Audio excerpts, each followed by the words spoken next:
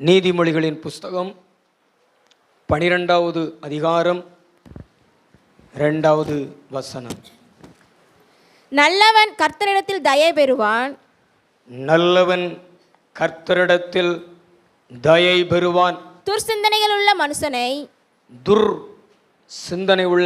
மனுஷனை அவர் ஆக்கினைக்கு உட்படுத்துவார்.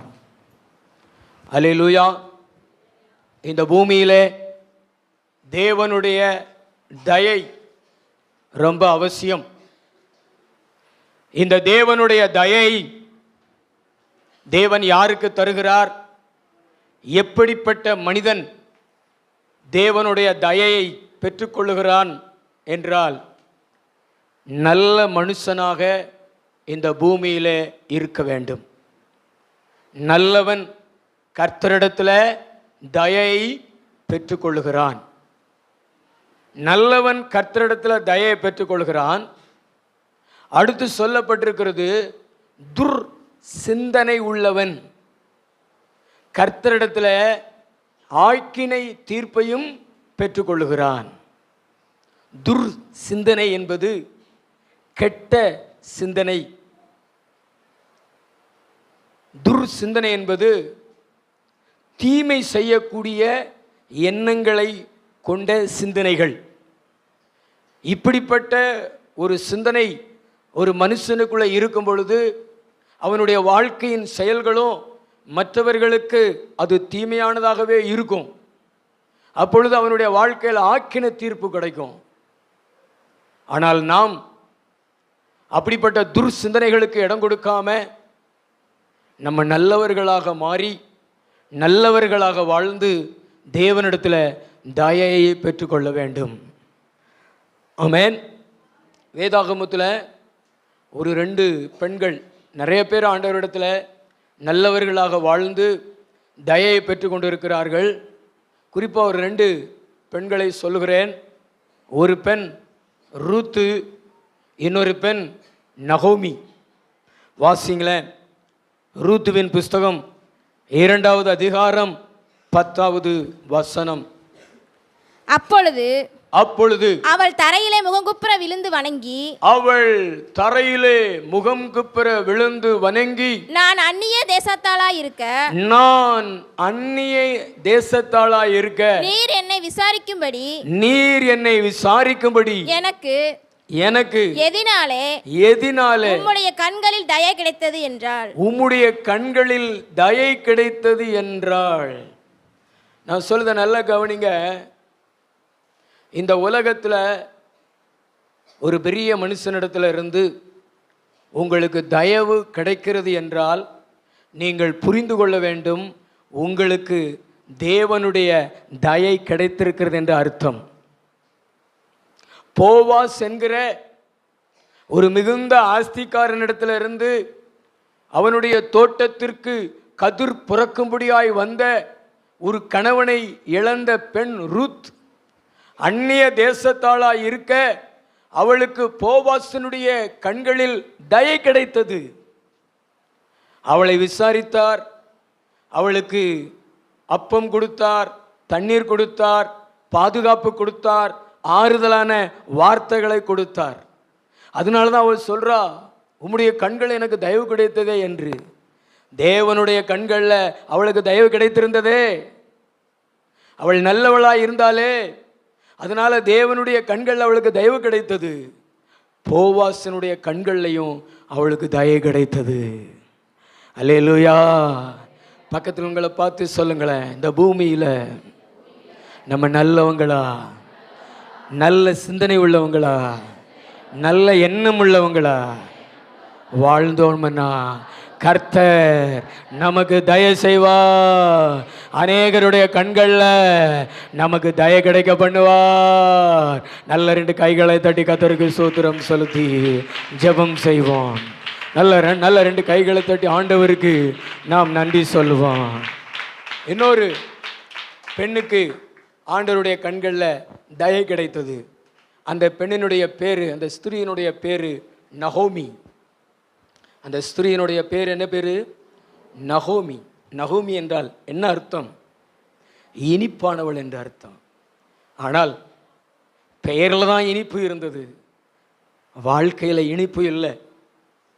என்னை மாறாள் என்று அழைங்க அப்படின்னு சொல்ற அளவுக்கு அவள் இழப்புகளை சந்தித்திருந்தாள். இஸ்ரவேல் தேசத்திலிருந்து பஞ்சம் பிழைப்பதற்காக மோவாப் தேசத்துக்கு போயிருக்கும் பொழுது அங்கே கணவனை இழந்தாள். 2 பிள்ளைகளுக்கும் திருமணம் செய்திருந்தாள். அந்த 2 ஆண் பிள்ளைகளும் மக்லோன் கிளியோன் என்று சொல்லப்படுகிற அவளுடைய பிள்ளைகளும் இறந்து போனாள். இப்பொழுது 3 பெண்கள். எப்படி இருக்கும் அவளுடைய இருதயத்தில்? அவன் நினைத்திருப்பா, அவ்வளவுதான், முடிஞ்சு போச்சு, அவ்வளவுதான், இனி எனக்கு சுதந்திரவாளி எல்லாம் இல்லை, இனி எனக்கு பிள்ளைகள் எல்லாம் இல்லை, என்ன ஆதரிக்க யார் இருக்கா, அப்படியெல்லாம் யோசித்திருப்பாள். ஆனால் ஆண்டவருடைய கண்களில் உங்களுக்கு தயவு கிடைக்கும்னா நீங்கள் இல்லாமல் போவது கிடையாது. உங்களுடைய வாழ்க்கையில் இல்லாமல் இருக்கிறவைகளை கர்த்தர் உங்களுடைய வாழ்க்கையில் இருக்கிறவைகளாக மாற்றுவார். அல்லேலூயா. நீங்கள் இல்லாமல் போக போகிறது கிடையாது. உங்களுடைய வாழ்க்கையில கர்த்தர் எது இல்லையோ அதை கொண்டு வந்து கொடுப்பா. வாசித்து பாருங்களேன், ரூத்துவின் புஸ்தகத்தில் கடைசி அதிகாரத்தில் இஸ்ரவேலில் உள்ள பெண்கள் எல்லாம் உனக்கு தயவு செய்த கர்த்தருக்கு ஸ்தோத்திரம் என்று சொல்லுவாங்க. அப்பொழுது ஸ்திரீகள் நகோமியை பார்த்து, நல்ல கவனிங்க, சுதந்திரவாளி அற்று போகாதபடிக்கு இந்த உலகம், இயற்கை, பிசாசு உனக்கு இதெல்லாம் இருக்கவே கூடாது. சுதந்திரவாளினா உங்களை ஆதரிக்கிறதற்கு, நீங்கள் வளர்ப்பதற்கு தேவன் கொடுக்கிற சுதந்திரம். பிள்ளைகள் இல்லாமல் போக செய்யக்கூடிய காரியங்களை இந்த உலகம் செய்தாலும் தேவன் அதை மாற்றி அமைப்பார்.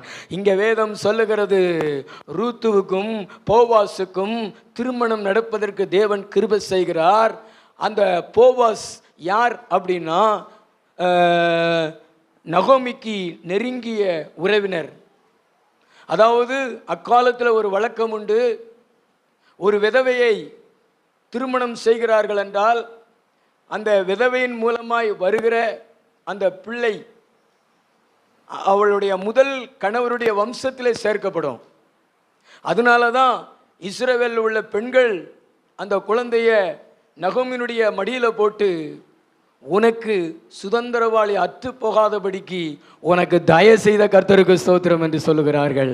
ஆவியானவர் இந்த ஆராதனையில் உங்களை பார்த்து சொல்றாரு, ஆண்டவர் உங்களுக்கு தயவு செய்கிறார் என்றால் இல்லை என்கிற நிலை இல்லாமல் போய்விடும். கர்த்தர் உங்களுடைய மடியில போடுவாரு. கர்த்தர் உங்களை ஆதரிப்பதற்கும் நீங்கள் வளர்ப்பதற்கும் கர்த்தர் சுதந்திரத்தை கட்டளையிடுவார். எத்தனை பேர் நம்புறீங்க? சுதந்திரம் மாத்திரம் அல்ல, மற்ற அநேக ஆசீர்வாதங்களையும் இல்லை இல்லை இல்லை என்கிற நிலையை கர்த்தர் மாத்துவாரு. ஒரு வீடு இல்லையா, ஒரு நிலம் இல்லையா, பிள்ளை இல்லையா, ஆண்டவர் உங்களுக்கு அற்புதம் செய்வாரு. வேலை இல்லையா, ஆண்டவர் உங்களுக்கு அற்புதம் செய்வாரு. மற்றவங்களாம் சொல்ல வைப்பாரு, உனக்கு ஆண்டவர் தயவு செய்திருக்கிறார், உனக்கு ஆண்டவர் தயவு செய்திருக்கிறார்னு சொல்ல வைப்பாரு. இன்னைக்கு உங்களை பார்த்து, உங்களுடைய இல்லாமையை பார்த்து மற்றவர்கள் உங்களை ஏளனமா பேசலாம், ஆனால் அது நிரந்தரம் அல்ல. கர்த்தர் சொல்றாரு, கர்த்தர் சொல்றாரு, உன்னுடைய இல்லாமை இருக்கிறவராய் மாறும், இருக்கிறவராய் மாறும். நம்புனீங்கன்னா தலைக்கு மேல கை தட்டி தேவனை மகிமைப்படுத்துங்க. இன்னைக்கு இல்ல, ஆனா ஒரு நாள் இருக்கும். பக்கத்துங்களை பார்த்து சொல்லுங்களேன், அற்று போகாது, முடிஞ்சு போகாது. இன்னைக்கு மாதிரியே உனக்கு என்னைக்கு இருக்காது, நாளைக்கு இருக்கும். ஏன்னா ஆண்டவருடைய தயவு உன் மேல இருக்குது. ஆண்டவருடைய தயவு தான் நமக்கு முக்கியம். ஆண்டவருடைய தயையை பெற்றுக்கொள்ளுங்கள், ஆண்டவருடைய தயையை பெற்றுக்கொள்ளுங்கள். ஆண்டவருடைய தயை 3 விதமான வாழ்வை நமக்கு கொடுக்கும். நல்லவன் கர்த்தரிடத்தில் தயை பெறுவான். நம்ம நல்லவர்களாய் வாழ்ந்து ஆண்டவருடைய தயவை நம்ம பெற்றுக்கொள்வோம் என்றால், முதல்ல ஆண்டவர் நம்மளை ஐஸ்வர்யமான வாழ்க்கைக்குள்ளே நடத்துவார். ஐஸ்வர்ய வாழ்வை தருவார் கர்த்தர். என்ன வாழ்வை தருவார்? ஐஸ்வர்யம். ஐஸ்வர்யம்னா என்னது? ஐஸ்வர்யம்னா என்னது? ஐஸ்வர்யம் பரீட்சையில் நாளைக்கு இந்த கேள்வி வரும்ல. ஐஸ்வர்யம்னா என்னது? ஐஸ்வர்யாட்டியே கேட்போம். ஐஸ்வர்யம்னா என்னது? பணம், பணம், ஆஸ்தி. பணக்காரங்கன்னு சொல்கிறாங்கல்ல, அந்த பணக்காரங்களை தான் இந்த வார்த்தையை உபயோகப்படுத்தி சொல்லுவாங்க. ஐஸ்வர்யவான் அப்படி பார்க்குறோம்ல. ஐஸ்வர்யம்னா ஆஸ்தி. இந்த ரூத்து மோவாப் தேசத்திலிருந்து வந்து அவளும் அவளுடைய மாமியாரும் சாப்பாட்டு கூட வழி இல்லாமல் கிடந்தாங்க. கதிர் புரைக்கு தான் சாப்பிட்ட நிலை இருந்தது. ஆனால் கர்த்தர் அவளை ஆசீர்வதித்து ஐஸ்வர்ய வாழ்வுக்குள்ளே நடத்தினார். வாசித்து பாருங்களேன். ரூத்து 2:1. நகோமிக்கு அவளுடைய புருஷனாகிய எலிமெலேக்கின் உறவின் முறையில் போவாஸ் என்னும் பேருள்ள மிகுந்த ஆஸ்திகாரனாகி இனத்தான் ஒருவன் இருந்தான்.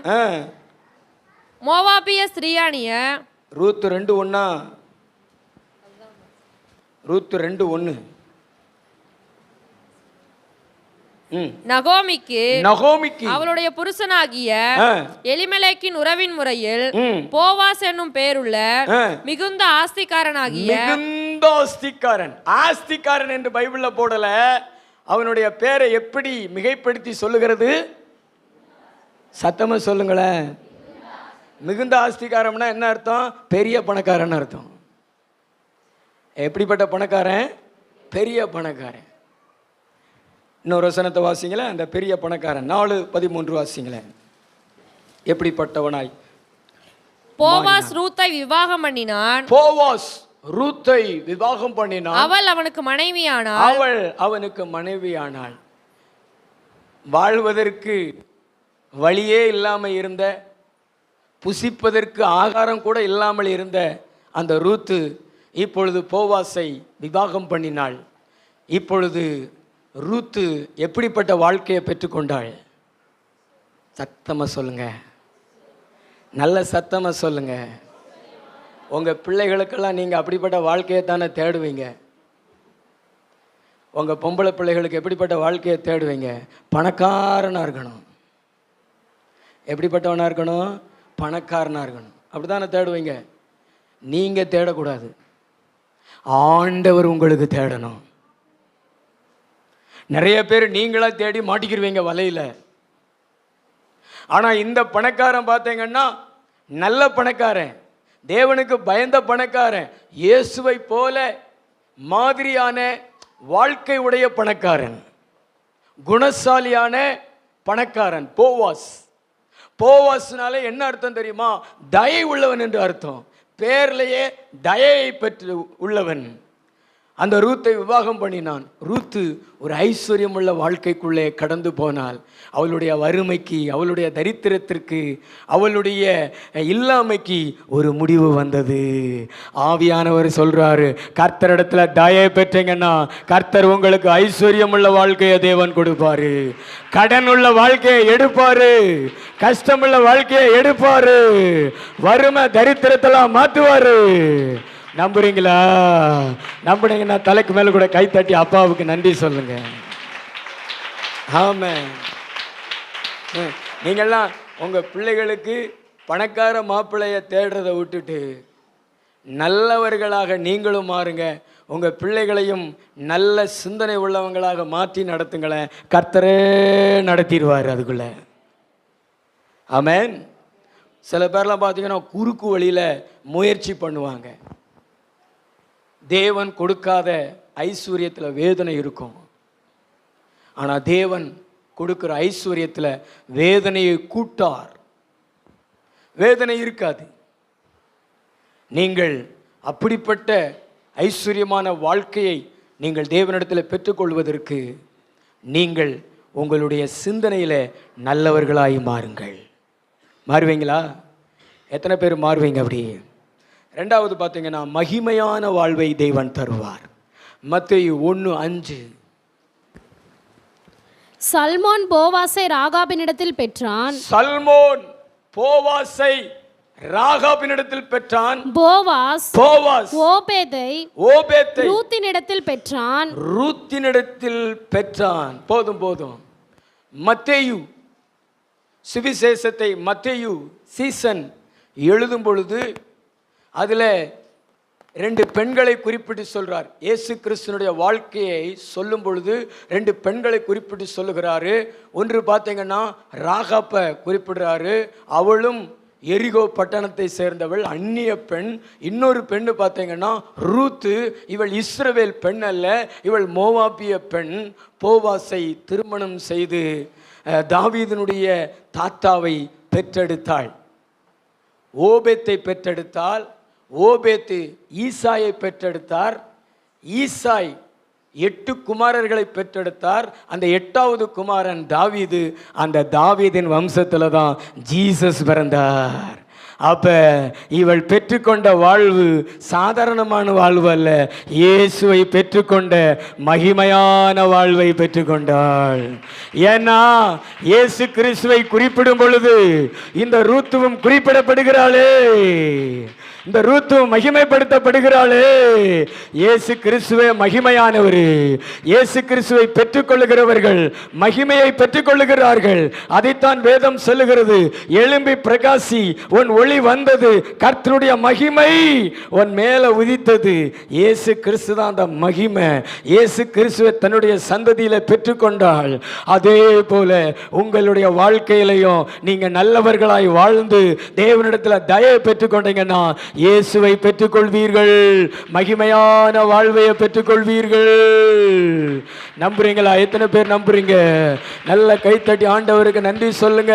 இந்த உலகத்தில் விலையேற பெற்றவர், இந்த உலகத்தில் மேலானவர், இந்த உலகத்தில் மகிமையானவர் இயேசு கிறிஸ்து.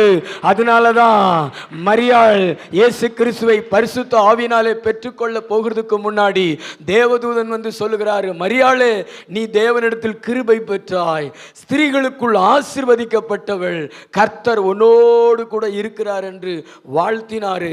மரியாளும் கர்த்தரை மகிமைப்படுத்தி என்ன சொல்றாங்க தெரியுமா? வல்லமை உள்ளவர் மகிமையானவர்களை எனக்கு செய்தார் என்று.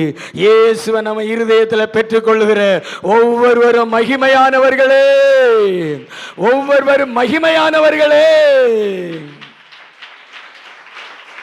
பக்கத்துல பார்த்து சொல்லுங்களேன், இயேசு உங்க வாழ்க்கையில பெற்றுக்கொள்றது உங்களுக்கு மகிமை.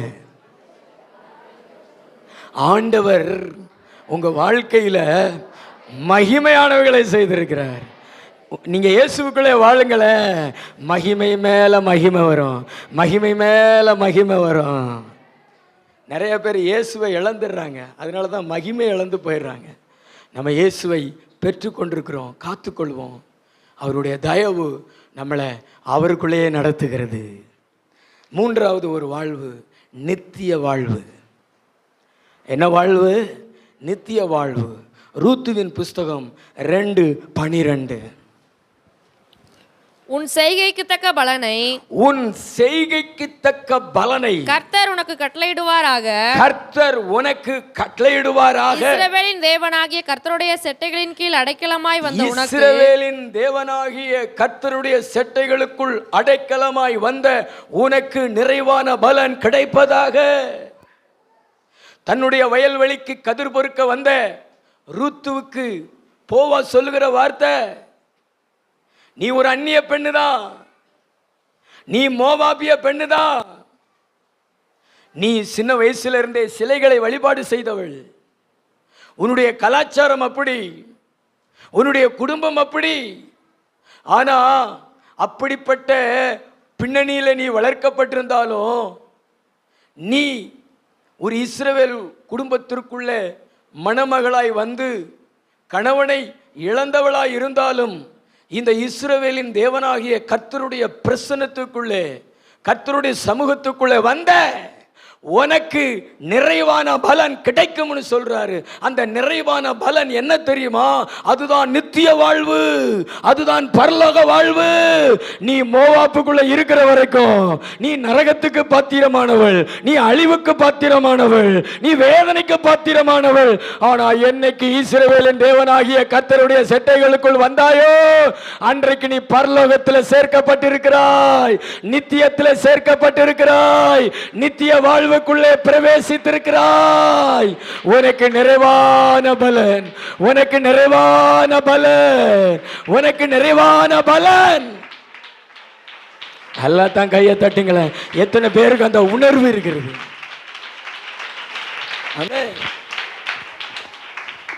நீங்கெல்லாம் ஏதோ ஒரு காரணத்தை வச்சு எஸ்னாட்டு வந்திருக்கலாம். வியாதி சுகமாகணும், கடன் அடைக்கப்படணும், குடும்பத்தில் சமாதானம் வேணும் அப்படின்னு ஏதோ ஒரு காரியத்தை வச்சு எஸ்னாட்டு வந்திருக்கலாம். ஆண்டவர் அதை உங்களுக்கு தந்திருப்பார். ஆனால் நீங்கள் அவர் இடத்துல வந்தபோது நீங்கள் பரலோகத்துக்குள்ளே வந்திருக்கிறீங்க. நீங்கள் பரலோகத்தில் பங்குள்ளவங்களாக மாறி இருக்கிறீங்க.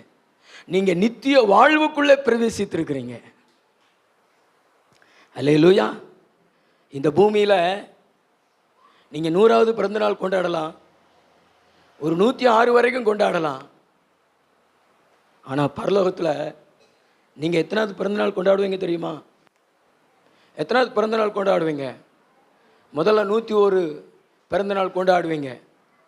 அதுக்கடுத்து பார்த்தீங்கன்னா 1001, அடுத்து 2001, அடுத்து 3001. ஏன்னா பரலோகம் என்பது அழிவு உள்ள இடம் கிடையாது. பரலோகம் என்பது அழியாமை உள்ள இடம். நித்தியம், நித்தியம், நித்திய ஜீவன். அங்கே அழிவே கிடையாது. யுகம் யுகமாக, ஒரு யுகம் என்பது 1000 ஆண்டுகள், இன்னொரு யுகம் என்பது 2000 ஆண்டுகள். கர்த்தர் பரலோகத்துக்குள்ள உங்களை சேர்த்திருக்கிறாரு, நித்திய ஜீவனுக்குள்ள உங்களை சேர்த்திருக்கிறாரு. ஓ, நித்திய வாழ்வுக்குள்ள பிரவேசித்திருக்கிறீர்கள். கர்த்தரிடத்துல தயை பெற்றவன் தான் இந்த நித்திய வாழ்வுக்குள்ள பிரவேசிக்க முடியும். இந்த ரூத்து நித்திய வாழ்வை சுதந்தரித்துக் கொண்டாள். போவாஸ் அவளை பார்த்து சொல்றாரு, இஸ்ரவேலின் தேவனாகிய கர்த்தருடைய செட்டைகளுக்குள்ளே வந்த உனக்கு நிறைவான பலன் கிடைப்பதாக. கிடைச்சிருச்சு, கிடைச்சிருச்சு.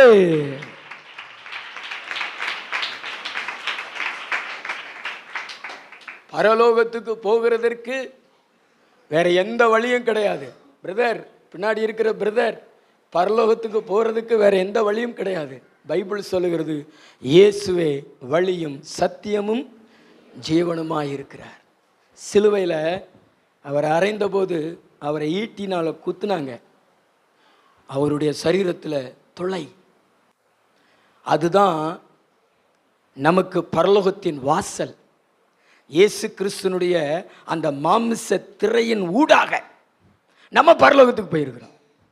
இயேசு வாசல். அந்த வாசல் நமக்காக கிழிக்கப்பட்டது. அந்த கிழிக்கப்பட்ட வாசலுக்குள்ள கூடி பரலோகம் நித்தியம். அதனால தான் வேதம் சொல்லுகிறது, இயேசுவே வழியும் சத்தியமும் ஜீவனுமாய் இருக்கிறீர். ஒருத்தர் கூட சந்தோஷம் இல்லை. எத்தனை பேர் சந்தோஷப்படுறீங்க?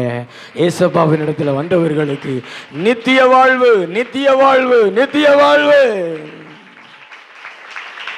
ஆமென்.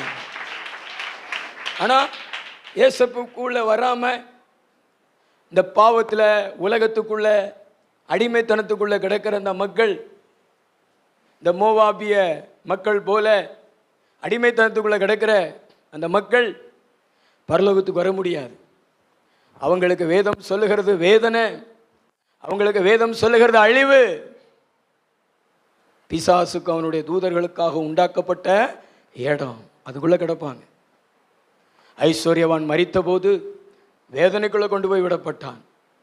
லாசரு மரித்த போது தேவதூதர்கள் வந்து அவனை தூக்கி கொண்டு போய் ஆபிரகாமினுடைய மடியில் கொண்டு போய் விடப்பட்டார்கள். இயேசுதான் பரலோகத்தின் வழி.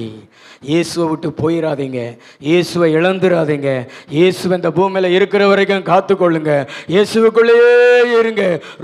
ரூத்து போல மன உறுதி கொண்டு, ஓ இந்த உலகத்தில் இயேசுவை விட்டு என்னை எதுவும் பிரிக்க முடியாது, நான் மரிக்கிற வரைக்கும் அவரோடு தான் இருப்பேன், அவர் என்னோடு இருப்பார், கிறிஸ்துவின் அன்பை விட்டு என்னை பிரிப்பவன் யார் அப்படின்னு கேட்கிற அளவுக்கு ஆண்டவருக்குள்ள ஆழமாயிருங்க, ஆண்டவருக்குள்ள உறுதியாயிருங்க. நீங்கள் நித்திய வாழ்வை சுதந்தரிப்பீங்க. இந்த உலக வாழ்வு உங்களுக்கு நிரந்தரம் அல்ல, இந்த உலகத்தில் இருக்கிற எதுவும் நிரந்தரம் அல்ல. இயேசுவே நிரந்தரம், அவர் தருகிற பரலோகமே நிரந்தரம்.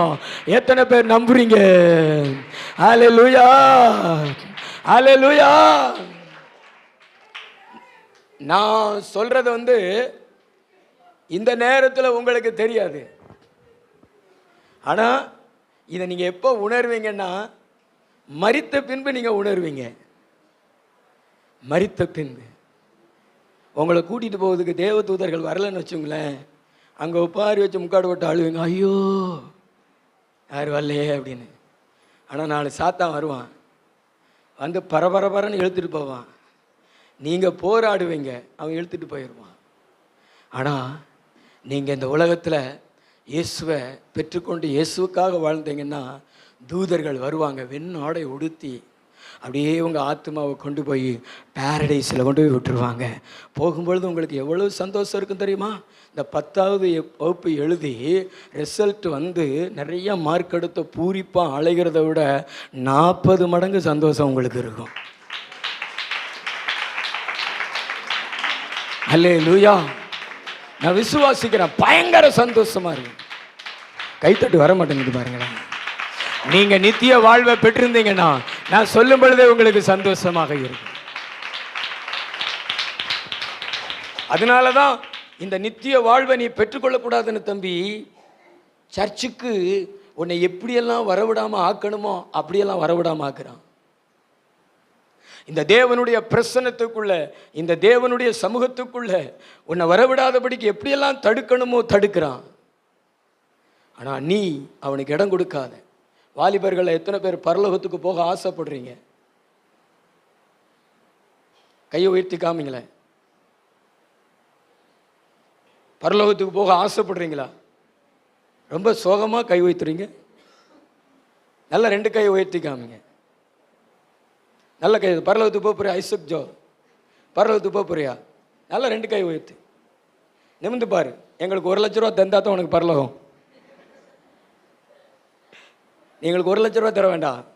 நீ ஏசப்பா உள்ளத்தில் ஏற்றுக்கொண்டு டெய்லி ஜெபம் பண்ணு, நல்ல சர்ச்சுக்கு வா, ஏசப்பா விட்டுறாத. தம்பி, பரலோகத்துக்கு போக ஆசைப்படுறியா? பரலோகத்துக்கு போக ஆசைப்படுறீங்களா? சர்ச்சில் நல்லா கைத்தட்டி பாட்டு பாடுங்க. அந்த தேவ பிரசன்னத்துக்குள்ளேயே அகமகிழுங்க. அந்த தேவ பிரசன்னம் உங்களை அப்படியே மூடட்டும். ஆண்டவருக்குள்ளே நீங்கள் இருந்தீங்கன்னா நித்திய வாழ்வுக்குள்ளே இருக்கிறீங்க. அல்லேலூயா. நல்ல 2 கைகளை தட்டி நன்றி சொல்லுங்களேன். நல்ல 2 கைகளை தட்டி. சரி, கர்த்தர் நல்லவர். நல்லவர்கள் தான் தேவனிடத்தில் தயையை பெற்றுக்கொள்வார்கள். அந்த தயை தான் இந்த 3 விதமான வாழ்வை தரும். நம்ம நல்லவங்களா மாறணுமே. நல்லவங்க யாரு? நல்லவங்களை எப்படி கண்டுபிடிப்பீங்க பிரதர்? நல்லவங்களை எப்படி கண்டுபிடிப்பீங்க? நிமிந்து பாருங்களேன். நல்லவங்களை எப்படி கண்டுபிடிப்பீங்க? பக்கத்தில் உள்ள பார்த்து நல்லவங்களை எப்படி கண்டுபிடிப்பீங்க? பின்னாடி உள்ளவங்க சொல்லுங்க, நல்லவங்களை எப்படி கண்டுபிடிப்பீங்க? நாங்கள் கண்டுபிடிச்ச எங்கள் மாப்பிள்ளை நல்லவர்னு கட்டிட்டு நாங்கள் படுற பாடு இருக்குதே. கர்த்தர் உங்களோடு கூட இருக்கிறார், அதனால சமாளித்து ஜெயித்து கொண்டு வருகிறீர்கள். நல்லவர்களை எப்படி கண்டுபிடிப்பது? நிறைய பேர் நினைக்கிறாங்க, அவங்கள புகழ்ந்து பேசிட்டா அவங்க தான் நல்லவங்க, நல்லா தோற்றம் அளித்துட்டா அவங்க தான் நல்லவங்க, கொஞ்சம் வசதி வாய்ப்புகளோடு இருந்தாங்கன்னா அவங்க தான் நல்லவங்க. நல்லவங்க என்பது முகத்திலையோ, நல்லவங்க என்பது அவங்களுடைய பேக்ரவுண்ட்லையும் காண முடியாது. நல்லவர்கள் என்பதை அவர்களுடைய சிந்தனை சொல்லும். அவர்கள் சிந்தனை எப்படிப்பட்டதா இருக்கிறதோ அதை வைத்துத்தான் அவர்கள் நல்லவர்களா கெட்டவர்களா என்பதை அடையாளம் காண முடியும். துர் சிந்தனை உள்ளவர்களா இருந்தாங்கன்னா, நாத்தம் பிடிச்ச சிந்தனை உள்ளவங்களா இருந்தாங்கன்னா, கெட்ட சிந்தனை உள்ளவங்களா இருந்தாங்கன்னா, கண்டிப்பா சொல்றேன் அவங்க நல்லவங்க கிடையாது. ஆனா அவங்க சிந்தனையில கூட அவங்க நல்லதா யோசிக்கிறாங்கன்னா, நல்லவங்களா இருந்தாங்கன்னா, நல்ல சிந்தனை உடையவங்களா இருந்தாங்கன்னா அவங்க தாங்க நல்லவங்க. கர்த்தர் சொல்றாரு, சிந்தனைகளை வைத்துத்தான் நல்லவர்களை அடையாளம் காண முடியும். நல்லா தான் கையை தட்டுங்களேன். அல்லேலூயா. நல்ல கை தட்டி ஆண்டவருக்கு ஸ்தோத்திரம் செலுத்துங்களேன். அந்த துர்சிந்தனை, அந்த துர்சிந்தனை, அந்த நாத்தம் பிடிச்ச சிந்தனை, என்ன சிந்தனை? நாத்தம் பிடிச்ச சிந்தனை இருந்துச்சு அப்படின்னா அவங்க நல்லவங்க கிடையாது. ஆனால் நல்ல சிந்தனை உங்களுக்குள்ள இருந்துச்சுன்னா அவங்க தான் யாரு? நல்லவங்க. அந்த நல்லவங்க யாருன்னு நான் உங்களுக்கு சொல்கிறேன். அந்த நாத்தம் பிடிச்ச சிந்தனை உள்ளவங்க யாருன்னு நான் உங்களுக்கு சொல்கிறேன். ஒரு 3 காரியத்தை உங்களுக்கு வேகமாக சொல்லி உங்களை வீட்டுக்கு அனுப்பிடுறேன். உற்சாகமாக ஒரு அல்லலியா சொல்லுங்களேன். ஒரு விபிஎஸ் அல்லலியா சொல்லுவோமா? சத்தமாக ஒரு அல்லலியா சொல்லுங்களேன். நான் சொல்கிறதுக்கு முன்னாடி நீங்கள் சொல்லிடுவீங்களா? நான் சொல்லவே இல்லையே. அல்லலியா, அல்லலியா, அல்லலியா, அல்லலியா, அல்லலியா, அல்லேலூயா, அல்லேலூயா, அல்லேலூயா, அல்லேலூயா.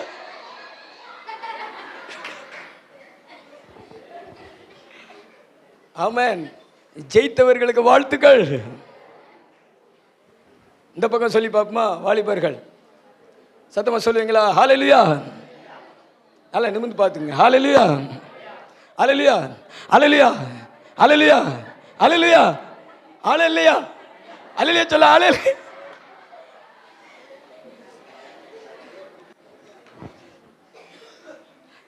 கர்த்தர் நல்லவர். முதலாவது வாசியுங்கள். எஸ்தர் ராஜாத்தின் புஸ்தகம் 7வது அதிகாரம் 3 வாசிங்களேன். அப்பொழுது ராஜாத்தியாகிய எஸ்தர் பிரதியுத்தரமாக, அப்பொழுது ராஜாத்தியாகிய எஸ்தர் பிரதியுத்தரமாக, ராஜாவே, ராஜாவே, உம்முடைய கண்களில் எனக்கு கிருபை கிடைத்து ராஜாவுக்கு சித்தமாயிருந்தால் என் வேண்டுதலுக்கு என் ஜீவனும் என் மன்றாட்டுக்கு என் ஜனங்களும் எனக்கு கட்டளையிடப்படுவதாக. எங்களை அழித்து கொன்று, எங்களை அழித்து கொன்று நிர்மூலமாக்கும்படி, நிர்மூலமாக்கும்படி நானும் என் ஜனங்களும் விற்கப்பட்டோம், நானும் என் ஜனங்களும் விற்கப்பட்டோம், அடிமைகளாகவும் அடிமைகளாகவும் வெள்ளாட்டிகளாகவும் வெள்ளாட்டிகளாகவும் விற்கப்பட்டு போனாலும், விற்கப்பட்டு போனாலும் நான் மௌனமாயிருப்பேன், நான் மௌனமாயிருப்பேன். இப்பொழுதோ ராஜாவுக்கு உண்டாகும் நஷ்டத்துக்கு, ராஜாவுக்கு உண்டாகும் நஷ்டத்துக்கு அந்த சத்துரு உத்தரவாதம் பண்ண முடியாது என்றால், உத்தரவாதம் பண்ண முடியாது என்றால், அப்பொழுது ராஜாவாகிய அகாஸ்வேரு, அப்பொழுது ராஜாவாகிய அகாஸ்வேரு மறுமொழியாகி ராஜாத்தியாகிய எஸ்தரை நோக்கி, ராஜாத்தியாகிய எஸ்தரை நோக்கி, இப்படி செய்ய துணிகரம் கொண்டவன் யார்? செய்ய துணிகரம் கொண்டவன் யார்? அவன் எங்கே என்றான். அவன் எங்கே என்றான்.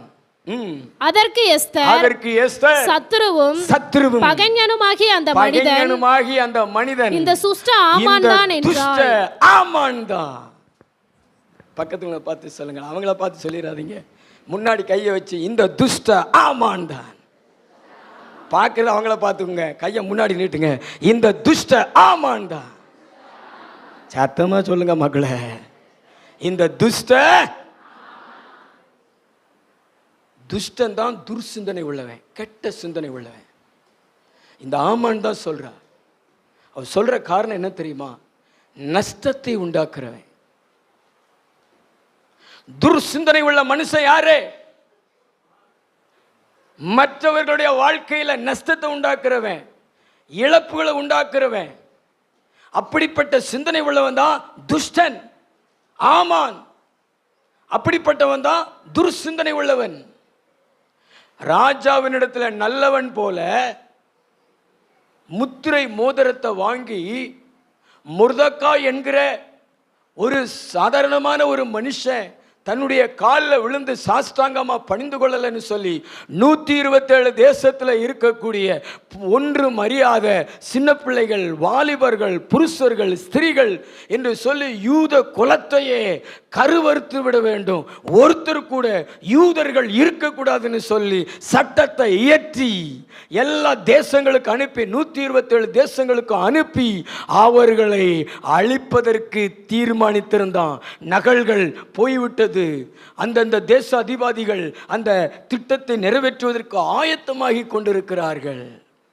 இதை போட்டு கொடுத்தவள், இதை வெளிச்சம் காட்டியவள் எஸ்தர். அவன் இப்படி செஞ்சானே, எதுக்கு செஞ்சான்? யூதர்களை அவன் இந்த சட்டத்தை போட்டு கொன்னுட்டான்னு மற்றவர்கள் அவனை என்ன நினைப்பாங்க, அவனுடைய மதிப்பு என்ன ஆகும்? குறிப்பாக சொல்கிறேன், யூதர்கள் தேசங்கள் இல்லாமல் போயிடுவாங்க, அவனுக்கு இழப்பு தானே. இன்னொன்று சொல்ல போனால் யூதா கோத்திரத்தில் இருந்து தான் இயேசு கிறிஸ்து வரணும். இந்த யூத குலத்தையே அழிச்சிட்டான்னா இந்த உலகத்திற்கு ரட்சிப்பின் வழி பிறந்திருக்க வாய்ப்பு இருக்காதே. ஆவியானவர் நஷ்டத்தை அவன் நஷ்டத்தை உண்டாக்குறவன்னு சொல்லி ராஜாவுக்கு உணர்த்தி காண்பித்தாள். ராஜா புரிந்து கொண்டு நமக்கு நஷ்டத்தை உண்டாக்குறவனான்னு சொல்லி அவனை தூக்கில் போட்டான். யூத ஜனங்களுக்கு விடுதலை கிடைத்தது. ராஜா நஷ்டத்திலிருந்து காக்கப்பட்டார். பக்கத்தில் இருக்கிறவங்களை பார்த்து சொல்லுங்களேன், நீங்க மற்றவங்களுக்கு நஷ்டத்தை உண்டாக்குறீங்களா? பக்கத்தில் இருக்கிறவங்கள பார்த்து, நீங்க மற்றவங்களுக்கு நஷ்டத்தை உண்டாக்குறீங்களா? தொழிலில், வியாபாரத்தில் நான் முன்னேறல, அதனால எவனோ முன்னேறிடக்கூடாது, நாசமாக போகட்டும்னு அந்த வேலையை செய்கிறீங்களா? வேலையை செய்கிறீங்களா? வேலையை செய்கிறீங்களா? கர்த்தர் சொல்றாரு, நீதான் துர்சிந்தனை உள்ள மனுஷி. ஒரு உதாரணம் சொல்கிறேன், நான் சொல்றதை கேளுங்க. நேற்றுக்கு முந்தின தினமான்னு தெரில, சகோதரி மேரி எங்கள் வீட்டு கதவை தட்டினது. நாங்கள் கதவை திறந்தோம். கையில் பால் வைத்திருந்தார்கள். எங்கள் பாத்திரத்தில் ஊற்றி விட்டு சில வார்த்தைகள் பேசி கொண்டிருந்து கீழே போனார்கள். கீழே போய் கொஞ்சம் தூரம் பயணம் பண்ணிட்டு எனக்கு போன் போட்டார்கள். நான் கீழே தான் நிற்கிறார்கள் என்று சொல்லி நான் இறங்கி பார்த்தேன். அவர்கள் ஃபோனில் சொன்னார்கள், பாஸ்டர், நான் மேலே பால் ஊற்ற வந்தபோது கீழே என்னுடைய பால் கேனில் இருக்கக்கூடிய அந்த, அதுக்கு பேர் என்ன பேர் சொல்லுவாங்க, நல்லியை திறந்து விட்டுருக்குறாங்க. யாரோ 1 லிட்டருக்கு பாலுக்கு மேலே போயிடுச்சு பாஸ்டர் அப்படி சொன்னாங்க. நான் வந்து பார்த்து ரொம்ப வேதனை அடைந்தேன். இவர்களுக்கு பேர் தான் துர்சிந்தனை உள்ள மனுஷர்கள். இவர்களுக்கு பேர் தான். நீ தான் திறந்து விட்டியா? சிரிக்கிறத பார்த்தா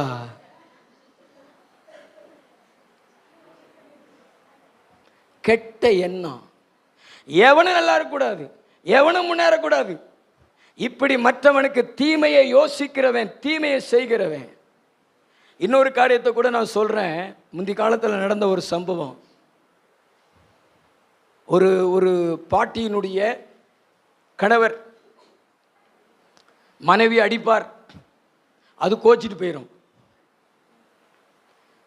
எதுக்கு அடிப்பார் அப்படின்னா, அது சோறு பொங்கும், சோத்துக்குள்ள மண்ணு கிடக்கும், குழம்பு வைக்கும், கணவருக்கு ஊற்றும் போது கொத்தா முடி வரும், அவர் போட்டு அடிப்பார். இந்த ரகசியம் யாருக்கும் தெரில. ஆனால் நாளடைவிலே தெரிந்தது, இதுக்கு எல்லாத்துக்கும் காரணம் பக்கத்து வீட்டு பாட்டி என்று. அந்த பாட்டி இந்த பாட்டியினுடைய கணவரை தனக்கு சொந்தமாக்கி கொள்ள முயற்சி பண்ணி, இந்த பாட்டி குழம்பு வைக்கும் பொழுதெல்லாம் முடிய போட, மண்ணள்ளி போட. இந்த பாதகத்திகள் தாங்க தூர சிந்தனை உள்ளவர்கள்.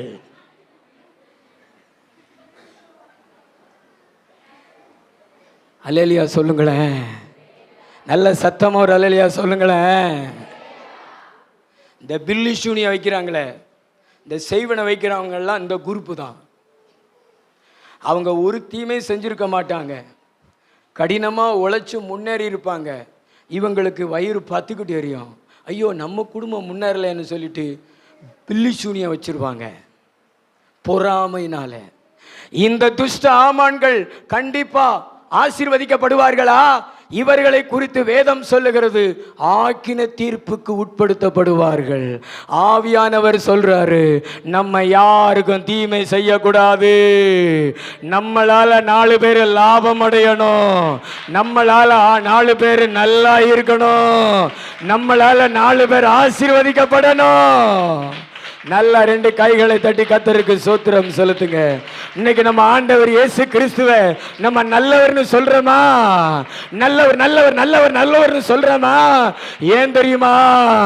நம்மள அவர் ஆசீர்வதிக்கிறவர், நம்முடைய முன்னேற்றத்தில் அவர் சந்தோஷம் அடைகிற தேவன், நம்ம அவருக்குள்ள நம்ம பயன்படும் போது சந்தோஷம் அடைகிற தேவன். இந்த பூமியில நல்லோர் மேலையும் தீயோர் மேலையும் மழைய பொழிய வைக்கிற தேவன். நம்ம நல்லா இருக்கணும் என்பதற்காக தன்னை நஷ்டப்படுத்தி கொண்ட தேவன் சிலுவையில் தன்னுடைய கைகள்ல தன்னுடைய கால்கள்ல ஆணிகள் அறைய ஒப்பு கொடுத்து தன்னை பலியாக கொடுத்த தேவன் இந்த நல்ல தேவன். இயேசுதான் நல்ல தேவன். அவரை போல நீங்களும் நல்லவங்களா மாறுங்க. உங்க சிந்தனையில நல்லவங்களா மாறுங்க. யாரும் நஷ்டம் அடையக்கூடாதுன்னு நினைக்காதீங்க. 4 பேர் நல்லா இருக்கணும்னு நினைங்க. 4 பேருக்கு நல்லது செய்யுங்க. நல்லவங்களை பார்த்தா நம்ம ரோட்ல கண்டுபிடிக்கலாம். சில நேரங்களில் நீங்கள் வண்டி ஓட்டிட்டு போகும்பொழுது ஸ்டாண்டை எடுக்காமல் போயிடுவீங்க. சிலர் அதை கண்டுகொள்ளாமல் போவாங்க. ஆனால் சிலர் பார்த்தீங்கன்னா இந்த ஸ்டாண்டை எடுக்காமல் போகிறாங்களேன்னு சொல்லிட்டு அவங்களுக்கு பின்னாடி வேகமாக போய் அவங்கள ஓவர்டேக் பண்ணி ஸ்டாண்டை எடுத்து விடுங்கன்னு சொல்லிட்டு திரும்பி வருவாங்க. ஏன் தெரியுமா? மற்றவங்க நஷ்டப்பட்டு போயிடக்கூடாதுன்னு சொல்லி.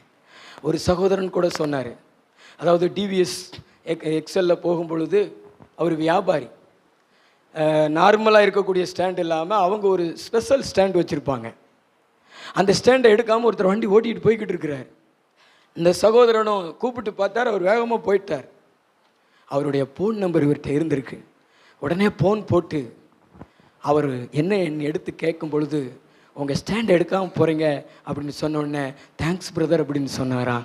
ஏன்னா அது இதை விட மோசமானதான். எதுலையாவது கல்லை தட்டினா தூக்கி விட்டுருமா.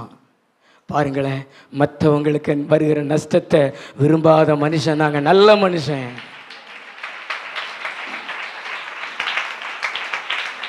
அல்லேலூயா அல்லேலூயா. மற்றவங்க நஷ்டப்பட்டு போயிடக்கூடாதுன்னு உங்கள் இருதயம் துடிக்குதா? மற்றவங்க காயப்பட்டுறக்கூடாதுன்னு உங்கள் இருதயம் துடிக்குதா? எச்சரிக்கிறீங்களா? நீங்கள் தாங்க நல்லவங்க. ஆனால் மற்றவங்க எக்கெடுக்கட்டு போனாலும் பரவாயில்லன்னு கண்டுக்கிறாமல் போகிறது அல்லது அவங்களுக்கு தீமையை உண்டாக்குறீங்கன்னா நீங்கள் நல்லவங்க கிடையாதுங்க.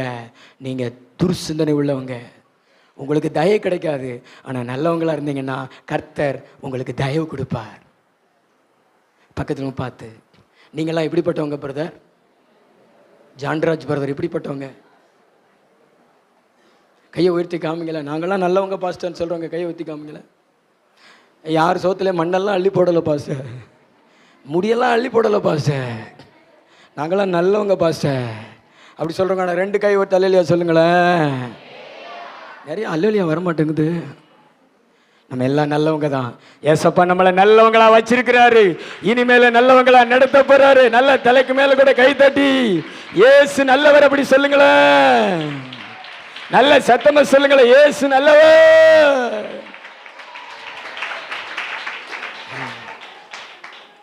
நல்லா அப்படி விரும்புவேன்.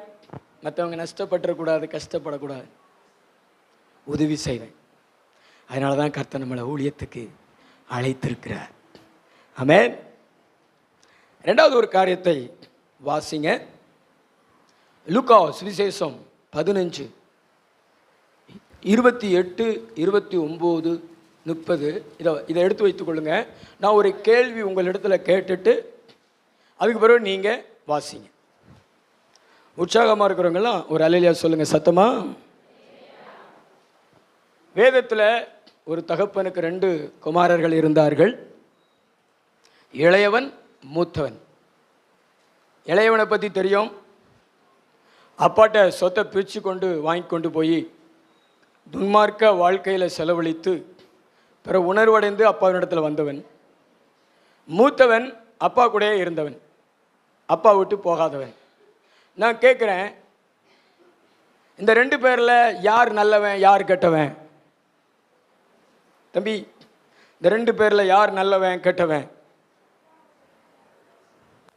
மூத்தவன் நல்லவனா அல்லது இளையவன் நல்லவனா? மூத்தவன் கெட்டவனா அல்லது இளையவன் கெட்டவனா? இந்த 2 பேரில் நீங்கள் யார் கூட சேர விரும்புகிறீங்க, யாராக மாற விரும்புகிறீங்க அப்படின்னு கேட்டால் மூத்தவனை சொல்லுவீங்களா இளையவனை சொல்லுவீங்களா? மூத்தவன். ரூத்து பாட்டிய மூத்தவன்.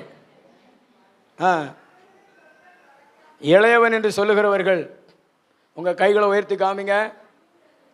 இளையவன். நல்ல கை உயர்த்தி காமிங்க. 2 பேர் கை உயர்த்திருக்கிறீங்க. நீங்கள் டிவிக்கே ரசிகர்கள் என்று நினைக்கிறேன்.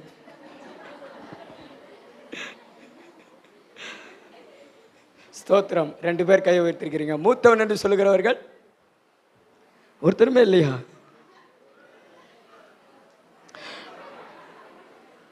யாரு? ரூத் பாட்டி மூத்தவன். நான் உண்மையை சொல்கிறேன், இவங்கெல்லாம் பரலோகத்துக்கும் நரகத்துக்கும் இடையில இருக்கிறவர்கள். நிறைய பேர் நினைப்பாங்க இளையவன் தான் கெட்டவன், இளையவன் தான் கெட்டவன், இளையவன் தான் கெட்டவன் சொல்லுவாங்க. ஆனால் உண்மையிலேயே கெட்டவன் யார் என்றால் இளையவன் அல்ல, மூத்தவன். இன்னைக்கு சபையில் இளையவர்களை பார்க்க முடியாது, ஆனால் மூத்தவர்களைத்தான் நிறைய பேரை பார்க்க முடியும். அப்பா கூட தான் இருப்பாங்க, பைபிளை தூக்கிட்டு வருவாங்க, ஊழியமெல்லாம் செய்வாங்க. ஆனால் அப்பாவை மனசில் வச்சிருக்க மாட்டாங்க, நண்பர்களை மனசில் வச்சிருப்பாங்க, மற்றதெல்லாம் மனசில் வச்சிருப்பாங்க. சரீரத்தில் அப்பா கூட இருப்பாங்க, இருதயத்தின் அளவில் தூரத்தில் இருப்பாங்க. ஆனால் இளையகுமாரன் அப்படி அல்ல. அப்பா விட்டு பிரிஞ்சு போனாலும் சரீரம் தூரத்தில் இருந்தது, ஆனால் மனசில் அப்பா இருந்தாரு. அப்பாவினுடைய வீடு இருந்தது, அப்பாவினுடைய திருப்தியான சாப்பாடு இருந்தது, அப்பாவை குறித்த நல்ல எண்ணம் இருந்தது. ஹல்லேலூயா.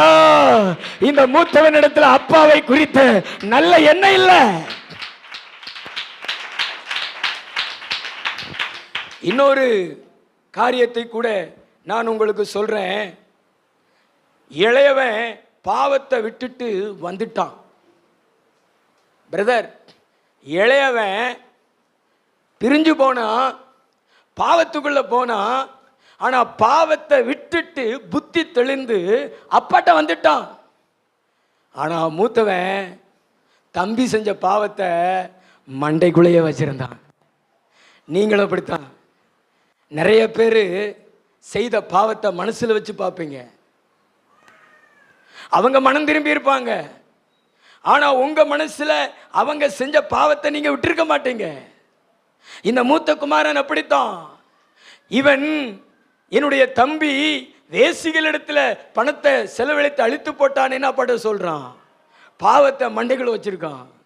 ஆவியானவர் சொல்றாரு, நம்ம மூத்த குமாரனா இருக்கக்கூடாதுங்க, மனம் திரும்பி வந்த அப்பாவை மனசுக்குள்ள வச்ச பாவத்தை விட்டுட்டு வந்த இளைய குமாரனா இருக்கணும். ஹல்லேலூயா. நல்ல கைத்தட்டி தேவனை மகிமைப்படுத்துங்களேன். வாசிங்களேன். 28, 29, 30. அப்பொழுது அவன் கோபமடைந்து உள்ளே போக மனதில்லாதிருந்தான். தகப்பனோ வெளியே வந்து அவனை வருந்தி அழைத்தான். அவன் தகப்பனுக்கு பிரதியுத்தரமாக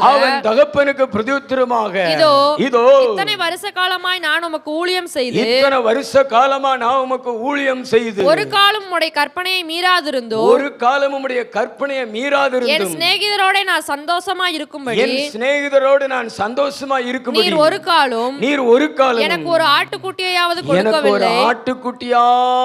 கொடுக்கவில்லை. நான் ஒன்று சொல்றேங்க, நீங்கள்லாம் இளைய குமாரனா இருந்திருந்தீங்கன்னா நீங்க ஆண்டவருடைய ஆசீர்வாதத்தை நிரம்ப பெற்றிருப்பீங்க. அவன் மோதிரம், பாதரட்சை, உயர்ந்த வஸ்திரம், கொளுத்த கன்று இதெல்லாம் பெற்றுக்கொண்டான் அப்பாவினிடத்துல. ஆனால் இந்த மூத்த குமாரன் அப்பா கூட தான் இருந்தான். எம்டி போல்டர், கம்ப்யூட்டரில் எம்டி போல்டர்ன்னு இருக்கும், அதை ஓப்பன் பண்ணி பார்த்தீங்கன்னா ஒன்றுமே இருக்காது. அது மாதிரி தான் 32 வருஷம் ஆச்சு, 42 வருஷம் ஆச்சு, 12 வருஷம் ஆச்சு. ஆனாலும் உங்கள் வறுமையும் உங்கள் தரித்திரமும் மாறலையே. இந்த மூத்த குமாரன் மாதிரி தான் நான் புலம்பிக்கிட்டு இருக்கிறீங்க. என் நண்பர்களோடு நான் சந்தோஷமாக இருப்பதற்கு ஒரு ஆட்டுக்குட்டி கூட கொடுக்கலையே. கர்த்தர் ஏன் கொடுக்கல? உன் சிந்தனையில் நீ நல்லவளா இல்லையே, நல்லவரா இல்லையே, துர்சிந்தனை உள்ள மனுஷனா, துர்சிந்தனை உள்ள மனுஷியா இருக்கிறியே. உனக்கு எப்படி தேவன் தயை கொடுப்பார்? கர்த்தர் சொல்றார், நீ நல்லவளாய் மாறு, நல்லவனா மாறு. கர்த்தர் உன்னை இளையகுமாரன் மாதிரி அவருடைய வெகுமதிகளினால உன்னை நிரப்பி விட்டுருவார் கர்த்தர். அவருடைய வெகுமதிகளினால உன்னை நிரப்பி விட்டுருவார் கர்த்தர். உன் வீட்டில் ஆசீர்வாதம் கரை புரண்டு ஓடும். கர்த்தர் உனக்காக ஒரு கொளுத்த கன்றை அடிப்பார். பக்கத்துங்களை பார்த்து சொல்லுங்களேன், நல்லவங்களா மாறுங்க. நல்ல கையை பிடிச்சு சொல்லுங்களேன், நல்லவங்களா மாறுங்க. நல்லவங்களா மாறுவது எப்படி? அதாவது தங்கள் முன்னேற்றத்தில் இருப்பதை மட்டும் விரும்புவார்கள். அதான் துர்சிந்தனை. நாங்கள் மட்டும்தான் சபையில் பெருசாக இருக்கணும், நாங்கள் மட்டும்தான் எல்லாம் செய்யணும்.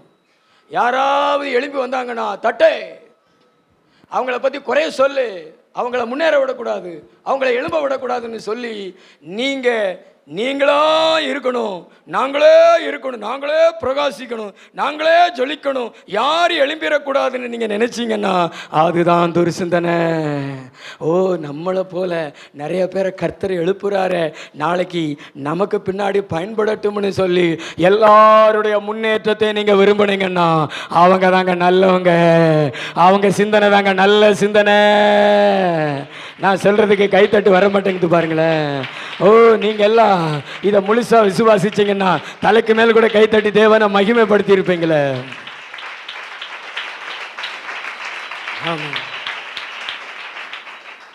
எல்லாரும் நல்லா இருக்கணும்னு என்ன செய்யணும்? நினைக்கணும். பக்கத்துல பார்த்து சொல்லுங்களேன், எல்லாரையும் தூக்கி விடணும், எல்லாரும் முன்னேறணும்னு விரும்பணும். எழும்ப எழும்ப அமுக்க கூடாது, குறை பேசி அமுக்க கூடாது. எல்லாரும் நல்லா இருக்கணும், எல்லாரும் முன்னேறணும். நம்ம இயேசு கிறிஸ்துவை போல உற்சாகமா ஒரு அல்லேலூயா சொல்லுங்களேன், சந்தோஷமா ஒரு அல்லேலூயா சொல்லுங்களேன். ஹல்லேலூயா, ஹல்லேலூயா. லூக்கா 15:32. என்ன சத்தம் வருது? அதை ஆஃப் பண்ணு. 15:32. உன் சகோதரனாகிய இவனோ மரித்தான், உன் சகோதரனோ இவனோ மரித்தான், திரும்பவும் உயிர்த்தான், திரும்பவும் உயிர்த்தான், காணாமற் போனான், காணாமல் போனான், திரும்பவும் காணப்பட்டான், திரும்பவும் காணப்பட்டான். ஆனபடியினாலே நாம் சந்தோஷப்பட்டு மகிழ்ச்சியா இருக்க வேண்டுமே என்று சொன்னான். மகிழ்ச்சியா இருக்க வேண்டுமே என்று சொன்னார். அவனுக்கு சந்தோஷமே இல்லை. சர்ச்சுக்கு வந்து மற்றவங்கெல்லாம் நல்லா இருக்கிறத பார்த்து நீங்கள் சந்தோஷப்பட்டிருக்கிறீங்களா? எத்தனை பேர் அப்படி சந்தோஷப்பட்டிருக்கீங்க? சர்ச்சுக்கு ஒரு வண்டி வாங்கி ஜெபம் பண்ண வராங்கன்னா எத்தனை பேருக்கு சந்தோஷம் வந்திருக்குது? பேதி தான் வந்திருக்கு பாஸ்டர். ஒரு வீடுக்கு பால் காய்ச்சுறாங்க, நம்ம சர்ச்சுக்கு வர்றவங்க எத்தனை பேர் சந்தோஷமாக வந்து ஜெபம் பண்ணுவீங்க? நான் அப்படியே சந்தோஷமாக வந்து ஜெபம் பண்ணியிருக்கேன் பாஸ்டர்னு சொல்லுவோம். கை வச்சு காமிங்க, நான் மைக்கை வச்சுட்டு போயிடுறேன். தேவன் உங்களுக்கு தயவை கொடுக்காதபடிக்கு உங்கள் மண்டைக்குள்ள, உங்கள் சிந்தனைக்குள்ள கெட்ட கெட்ட சிந்தனைகள் நிறைய கிடக்குது. ஒருத்தருக்கு ஆண் குழந்தை பிறக்க முடியலை, ஒருத்தவங்களுக்கு திருமணம் நடக்க முடியலை, ஒருத்தவங்க முன்னேற முடியலை, ஒருத்தவங்களுக்கு வேலை கிடைச்சிருச்சுன்னா வயிறெல்லாம் கொதிக்குது. ஆனால் இவங்க சொந்தக்காரனுக்கு கிடைக்கணுமா, ஆனால் மற்றவங்களுக்கு கிடைக்கக்கூடாதான். அது என்னையா சிந்தனை? இயேசு கிறிஸ்து நல்லோர் மேலேயும் தீயோர் மேலேயும் மழையை ஊத்துறாரு. தேவனே ஒரு மனுஷனுக்கு இரக்கம் காமிக்கும் பொழுது, தேவனே ஒரு மனுஷனுக்கு தயவு காமிக்கும் பொழுது நம்ம ஏன் கடினமுள்ள மனுஷனாக இருக்கணும்? சந்தோஷமாக ஏசப்பாவுக்கு நன்றி சொல்லணும். நான் சொன்னது எத்தனை பேருக்கு புரிகிறது? இப்போ தான் நிறைய பேருக்கு அந்த துர்சிந்தனை வெளியே போகுதுன்னு நினைக்கிறேன். அப்படி தானே? அல்லேலூயா. பக்கத்தில் உங்க பார்த்து சொல்லுங்கள், துர்சிந்தனைலாம் வெளியே போயிடுச்சா? துர்சிந்தனைகள்லாம் வெளியே போயிடுச்சா? நல்ல சிந்தனை வந்துருச்சா? நல்ல சிந்தனை வந்துருச்சுன்னா நல்லா கைத்தட்டி ஆண்டவருக்கு நன்றி சொல்லுங்க. அல்லேலூயா. நல்லா பின்னாடி உள்ளவங்க, கடைசியில் உள்ளவங்க நல்ல 2 கைகளை தட்டி ஆமென். தாங்கள் முன்னேற்றத்தில் இருப்பதை மட்டும் விரும்புகிறவர்கள் துர்சிந்தனை உள்ளவர்கள். எல்லாரும் எழும்பணும், எல்லாரும் நல்லா இருக்கணும்னு சொல்லி எல்லாரும் கூட சமாதானமாக இருக்கிறவர்கள், மற்றவர்களுடைய முன்னேற்றத்தில் சந்தோஷம் காண்கிறவர்கள் நல்லவர்கள். அல்லேலூயா. நான் முதல்ல என்ன சொன்னேன்? நஷ்டத்தை உண்டாக்குகிறவன் துர்சிந்தனை உள்ளவன், மற்றவங்க நல்லா இருக்கணும்னு நினைக்கிறவன் நல்ல சிந்தனை உள்ளவன். 3வது ஒரே ஒரு காரியத்தை நான் உங்களுக்கு சொல்கிறேன், ரொம்ப முக்கியமான ஒரு காரியம். 1 சாமுவேல் 25:8 வசனம் வாசிங்க. உம்முடைய வேலைக்காரரை கேளும், உம்முடைய வேலைக்காரரை கேளும், அவர்கள் உமக்கு சொல்லுவார்கள், அவர்கள் உமக்கு சொல்லுவார்கள். ஆதலால் இந்த வாலிபருக்கு உம்முடைய கண்களிலே தயை கிடைக்க வேண்டும், உம்முடைய கண்களிலே தயவு கிடைக்க வேண்டும். நல்ல நாளில் வந்தோம், உம்முடைய கைக்கு உதவுவதை உம்முடைய ஊழியக்காரருக்கும் உம்முடைய குமாரனாகிய தாவீதுக்கும் கொடுக்கும்படி வேண்டுகிறேன் என்று சொல்லுங்கள். 10வது வசனம் வாசிங்க. அடுத்த வசனத்தை வாசிங்க. தாவீதின் வாலிபர் போய் இந்த வார்த்தைகளை எல்லாம் தாவீதின் நாமத்தினாலே நாபாலிடத்தில் சொல்லி பின்னொன்றும் பேசாதிருந்தார்கள். நாபால் தாவீதின் ஊழியக்காரருக்கு பிரதியுத்தரமாக தாவீது என்பவன் யார்? ஈசாயின் குமாரர் யார்? தங்கள் எஜமான்களை விட்டு ஓடி போகிற வேலைக்காரர் இந்நாளில் அநேகர் உண்டு. நான் என் அப்பத்தையும் என் தண்ணீரையும் என் ஆடுகளை மயிர் கத்தரிக்கிறவர்களுக்காக நான் அடித்து சமையல் பண்ணுவித்ததை எடுத்து இன்னை இடத்தார் என்று நான் அறியாத மனுஷருக்கு கொடுப்பேனோ என்றான். நான் சொல்கிறது நல்லா கவனிங்க. கர்மேல் மலையில 3000 வெள்ளாடுகள் 1000 செம்பரி ஆடுகளை வைத்து மேய்ச்சல் நடத்துகிற மந்தையை வைத்திருந்த ஒரு மனுஷன் இருந்தான்.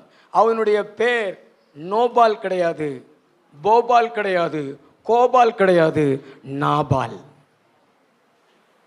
நாபால் என்றால் என்ன அர்த்தம் தெரியுமா? முட்டாள் என்று அர்த்தம், புத்தி இல்லாதவன் என்று அர்த்தம். அவன் பேர் எப்படியோ அப்படித்தான் அவனுடைய வாழ்க்கையை முடிந்தது. உற்சாகமா ஒரு அல்லேலூயா சொல்லுங்களேன். மயிர் கத்தரிப்பு நாள் வந்தது. அன்றைக்கு நடந்து கொண்டிருந்தது அந்த அவனுடைய ஆடுகளுக்கு. அதை ஒரு பெரிய ஃபங்க்ஷனை கொண்டாடுவாங்க. நம்ம ஊரில் மயிர் கத்தரிக்கிறத ஒரு ஃபங்க்ஷனை கொண்டாடுறாங்கல்ல, என்னங்க, முட்டை எடுத்தல் விழா. அது மாதிரி ஆடுகளுக்கு மயிர் கத்தரிக்கிற ஒரு ஃபங்க்ஷன். சவுலுடைய பட்டயத்திற்கு ஒளிந்து தாவீதோடு கூட 400 பேர் வனாந்தரத்தில் ஒளிஞ்சிருக்கிறாங்க. ஊருக்குள்ளே இருக்கும்போதே 400 பேருக்கு நல்லா சோறு கிடைக்காது, தண்ணி கிடைக்காது. கர்மேல் மலைக்குள்ளே காட்டுக்குள்ளே நல்ல சாப்பாடு கிடைக்குமா? இந்த நாபால் அவன் காலேப்பின் வம்சத்தான், அதாவது யூதா கோத்திரத்தை சேர்ந்தவன் தான். தாவீது அவனுடைய மந்தைகளெல்லாம் காத்திருக்கிறார், ஒன்றை கூட திருடாமல் அதை மதில் போல காத்திருக்கிறாரு. அதனால ஒரு கூலியாக கூட அவர் ஆட்கள் அனுப்பி என்னிடத்துல இருக்கிற வாலிபர்களுக்கு உன் ஃபங்க்ஷனில் கொஞ்சம் சாப்பாடு கொடு, கறி கொடு, அவங்களுடைய உணவு தேவை பூர்த்தி செய் அப்படின்னு சொல்கிறான். ஆனால் அதுக்கு அவன் சொல்கிறான், அந்த தாவீது யாரு அப்படி சொல்லிட்டு, நான் இப்படி ஆளுகளுக்கெல்லாம் கொடுக்க மாட்டேன், எஜமானை விட்டு ஓடி போகிறவர்கள் அப்படின்னு சொல்கிறான். அதாவது இவன் உண்மையிலே இவன் பேருக்கேற்ற முட்டாள் என்பதை எதை வச்சு அறிகிறது அப்படின்னா, மற்றவர்களுடைய உணர்வை உணர தக்க உணர்வு இல்லாத மனுஷன் இவன். உங்களிடத்தில் ஒருத்தர் வந்து உணவு கேட்குறாங்க, உங்களிடத்தில் வந்து ஒருத்தவங்க தண்ணீர் கேட்குறாங்க, நீங்கள் வந்து அவங்களுக்கு இல்லை அதெல்லாம் கொடுக்க முடியாது போ அப்படின்னு நீங்கள் விரட்டினீங்கன்னா, நீங்கள் துரத்துனீங்கன்னா, உண்மையிலேயே நீங்கள் நல்ல சிந்தனை உள்ளவங்க கிடையாது. இன்னொருத்தனுடைய பசியையும் இன்னொருத்தனுடைய தாகத்தையும் உணர்ந்து, இந்தா உன் தாகத்துக்கு வச்சுக்கோ, இந்தா உன் பசியை ஆற்றிக்கோன்னு சொல்லி நீங்கள் உதவுகிறீர்கள் என்றால், உங்களை பார்த்து தான் கர்த்தர் சொல்றாரு, நீதான் மகளே நல்ல சிந்தனை உள்ள மகள், நீதான் நல்ல சிந்தனை உள்ள மகன். கைத்தட்டி வர மாட்டேங்குது பாருங்க. நல்ல கைத்தட்டி அந்த கொடுக்கிற மனப்பான்மை. ஒரு இடத்துல கேட்டுட்டாங்க, உனக்கு ஊழியமும் செஞ்சிட்டாங்க, உனக்கு செஞ்ச ஊழியத்தை சொல்லிதான் உன்கிட்ட கேட்குறாங்க, அப்படியே நீ கொடுக்க மாட்டேங்கிற. இன்னைக்கு சில விசுவாசிகள் கூட அப்படித்தான், ஏழைக்கு இறங்குறது கிடையாது, மற்றவர்களுடைய பசி உணர்வை உணர்ந்து கொள்வது கிடையாது, ஒரு ஊழியக்காரனுடைய உணர்வுகளையும் புரிந்து கொள்வது கிடையாது. நிறைய வீடுகளில் பார்த்தீங்கன்னா ஃபங்க்ஷன் நடத்துவாங்க, கல்யாணம், சடங்கு, பால் காய்ச்சுன்னு நடத்துவாங்க. ஆனால் ஊழியக்காரனுக்கு காணிக்க கொடுக்க மாட்டாங்க. மற்ற எல்லாத்துக்குமே பிளக்ஸ் போர்டு, மேலே அடிக்கிறவன், சமையல் பண்ணுறவனுக்கெல்லாம் ஆயிரக்கணக்கான ரூபா. ஆனால் உன் வீட்டில் உன் ஃபங்க்ஷனை அலங்கரிக்கிற, உன் ஃபங்க்ஷனையே நடத்தி கொடுக்குற அந்த ஊழியக்காரனுக்கு காணிக்க கொடுக்க மக்களுக்கு மனசு வராது. நான் ரொம்ப வருத்தப்படுவேன். ஏன் தெரியுமா? உழைத்து விட்டு அதுக்கேற்ற ஒரு பலனை நம்ம கையில் பெறலைன்னா யாருக்கு தான் வருத்தம் இருக்காது? பக்கத்துங்களை பார்த்து கேளுங்களேன், உங்களுக்கெல்லாம் அந்த உணர்வு இருக்குதா? உன் வீட்டில் கத்தி கத்தி பாட்டு பாடி, உன் வீட்டில் கத்தி கத்தி பாட்டு பாடி, உனக்காக ஜெபம் பண்ணி, தேவ பிரசன்னத்தை கொண்டு வந்து, நீ நல்லா இருக்கணும். சொல்லுங்களேன், நீ நல்லா இருக்கணும், ஜெகஜோதியாக இருக்கணும். ஆனால் ஊழியக்காரன் வீட்டுக்கு வந்து மண்ணை சாப்பிடணும். இப்படியெல்லாம் நினச்சேன்னா உனக்கு எப்படி தயை கிடைக்கும்? நீ நல்ல சிந்தனை உள்ள மகளா, உன் வீட்டில் நடக்கிற அந்த சந்தோஷத்தில் ஊழியக்காரனே நினச்சி நீ போசிக்கிறேனா, அவர் நமக்காக உழைச்சிருக்கிறாரு, அவர் நமக்காக ஜெபித்திருக்கிறாரு, அவர் நம்முடைய பிள்ளைகளை காத்திருக்கிறாரு, அவர் நம்முடைய ஆவிக்குரிய வாழ்க்கையை காத்திருக்கிறாருன்னு சொல்லிட்டு நீ தாராளமாக கொடுக்கிறன்னா, ஊழியக்காரனுடைய உள்ளத்தை சந்தோஷப்படுத்துறீன்னா, நீதான் மகளே நல்ல சிந்தனை உள்ளவள். உனக்கு கர்த்தர் நல்ல வாழ்க்கையை தருவாரு, உன் பிள்ளைகளுக்கு ஐஸ்வர்ய வாழ்க்கையை தருவாரு, உன் பிள்ளைகளுக்கு மகிமையான வாழ்க்கை தருவாரு, உனக்கு நித்திய வாழ்க்கையை தருவாரு. நல்ல தலைக்கு மேல கூட கை தட்டி தேவனை மகிமைப்படுத்துங்களேன்.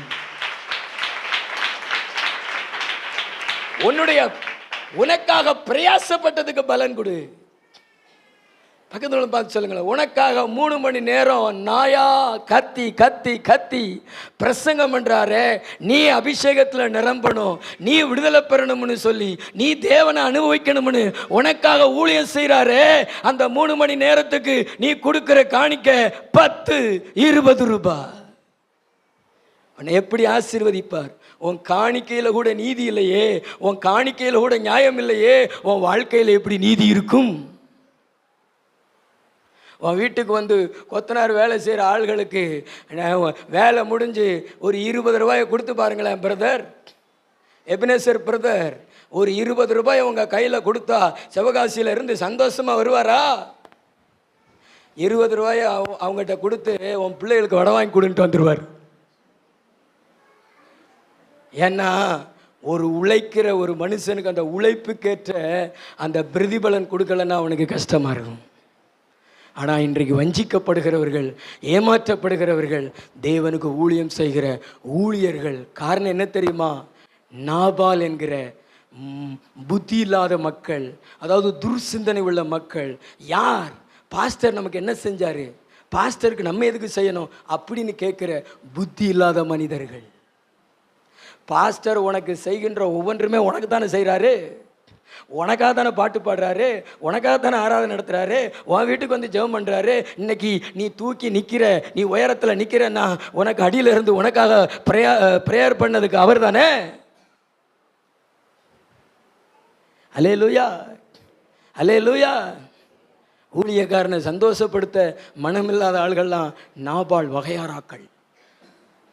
கர்த்தர் சொல்கிறார், நீ எக்ஸ்ட்ரா கொடுக்க வேண்டாம், ஆனால் உனக்காக பிரயாசப்படுகிற அந்த பிரயாசத்துக்கு பலன் கொடு. கர்த்தர் உன்னை உயர்த்துவார், கர்த்தர் உன்னை ஆசீர்வதிப்பார், கர்த்தர் உன்னை உயர்த்துவார். நல்ல தலைக்கு மேல் கூட கை தட்டி தேவனை மகிமைப்படுத்து. நல்ல 2 கைகளை தட்டி தேவனை மகிமைப்படுத்து. நல்ல கை தட்டி, நல்ல 2 கை தட்டி. ஏழைகளுக்கு கொடு. உன்ட்ட யாராவது பசிக்குன்னு கேட்டாங்கன்னா இல்லைன்னு சொல்லாத. நான் ஒரு நாள் ஆலங்குளத்துக்கு போனேன், வண்டியை நிறுத்திக்கிட்டு இருந்தேன். நல்லா தான் இருக்கார் ஒரு ஆள், மனநிலை பாதிக்கப்பட்டவர். வந்து துட்டு கேட்டார். அது எப்படி கேட்டார்னா, லெமன் சாதம் வாங்கி சாப்பிடணும் சார் அப்படின்னு கேட்டார். நான் என் பையில இருந்து பிச்சைக்காரங்களுக்கு 1 ரூபா 2 ரூபா கொடுப்பாங்க, நம்ம 10 ரூபா கொடுப்போம்னு 10 ரூபா கொடுத்தேன். அவர், சார் லெமன் சாதம் 10 ரூபாய் இல்லை 50 ரூபாய் அப்படின்னார். நீங்களா இருந்தால் என்ன செஞ்சுருப்பீங்க? 10 ரூபாய் வாங்கிட்டு உள்ளே போயிருப்பீங்க. ஆனால் அந்த 10 ரூபாய் வாங்கிட்டு 50 ரூபாய் நான் எடுத்து கொடுத்தேன். ஏன் தெரியுமா? அதுதாங்க இரக்கம். அவர் வேற ஒன்றும் சொல்லி கேட்கல, அவர் பசிக்கு சாப்பாடு. ஆண்டவர் சொல்லியிருக்கிறாரு, ஏழைகளுக்கு இறங்குகிறவன் கர்த்தருக்கு கடன் கொடுக்குறான். நீங்கள்லாம் பிசினித்தனம் பண்ணாதீங்க, இருதயத்தை கடினப்படுத்தாதீங்க. யாராவது பஸ்ஸில் போகும்போது வாட்டர் பாட்டில் கொடுங்க, தண்ணி குடிக்க தாகமாக இருக்குன்னா டக்குன்னு எடுத்து கொடுங்க. உள்ள சொரிக்க அமுக்காதீங்க, ஐயோ பார்த்துருவாங்களோ. சிலர்லாம் தூங்கும்போது கூட பாட்டில் பிடிச்சிக்கிட்டு தூங்க. யாராவது எடுத்துட்டாங்க, ஏன் 20 ரூபா தானே, அந்த பாட்டில் கொடுத்துட்டு இன்னொரு பாட்டில் வாங்கிக்கோங்க. கர்த்தர் உங்களுக்கு 4 பாட்டில் வாங்க தொட்டு தருவார். கோட்டர் பாட்டில் இல்லை, தண்ணீர் பாட்டில்